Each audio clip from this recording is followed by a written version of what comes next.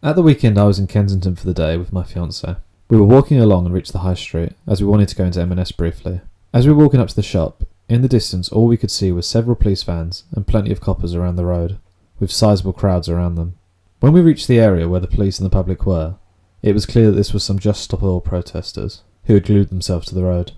I actually filmed one of the last members of this group who was glued to the road, as you can see here. I've had a negative view of activities such as roadblocks in the past, but actually witnessing one in person has made me even less sympathetic to such behaviour. You can see in this video the amount of police personnel, resources and time events like this take up. The police at this event were dealing with those glued to the road, others were dealing with diverting traffic away, and there were police already in the vans with protesters who had already been taken away off the roads. I estimate there were at least 30 police officers present at this one demonstration. London is not a safe place to live in, crime is rampant in the city, and activities by environmentalists like this take up valuable time of police officers, which could be used elsewhere, whether it be robbing a jewellery store, or shoplifting at a shop on the high street, or even more serious incidents such as terrorist attacks, which can happen in London at a moment's notice. But instead, the police were dealing with these people gluing themselves to the road. While it could be argued that many people are sympathetic with the aims and objectives of Just Stop Oil, and environmental issues in general, I would say that this approach acts as a disincentive for many who would otherwise be supportive of the organisation. A lot of people do not want to be associated with a group who undertake such activities.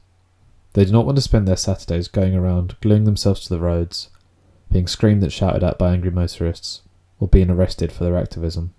Now, it can be argued that such activities do provide good publicity for the cause these people are pursuing and encourage others to look at the website and maybe in some cases join the organisation. But overall and in the long term, this approach will only go so far and not result in any mass movement.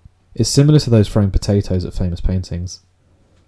These activities will gain publicity, but does it actually make anyone think about the environment or even care or consider the aims of these groups and actions? Or are these people just seen as big babies throwing a tantrum? I would say these groups also have an image issue. From what I could see of those already in the police vans and those left on the road, the protesters in Kensington all appear to have been exclusively either wealthy students or retired individuals. Now, this may be incorrect. Obviously, I'm not able to verify anyone. I didn't speak to anyone there. There could be people in full-time employment, etc. But that is the overall perspective people have as a hobby for the rich and the retired. And this view is shared by many people I've spoken to briefly about this topic. It also needs to be said that many in society feel passionately about different things. They have different beliefs and aims for society as a whole, different groups.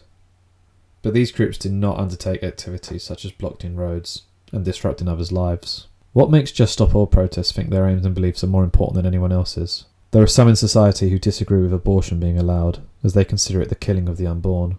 There are those unhappy with events at Dover right now, with illegal immigrants coming in and being put in high-quality hotels at the taxpayers' expense, while there are many homeless British people.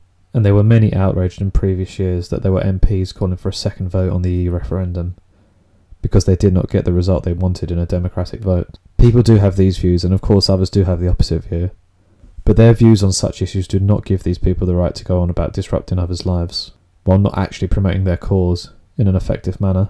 On a side note, the police have issued a call for members of the public to not deal with these protesters, and to wait for the police to show up to deal with them. There's been videos of people trying to drag people off the road. But I think the police issuing a notice like that just really shows how weak we've become as a society. Years ago, the police would have been cheering people on, pulling these people off the road. It just shows how far things have changed.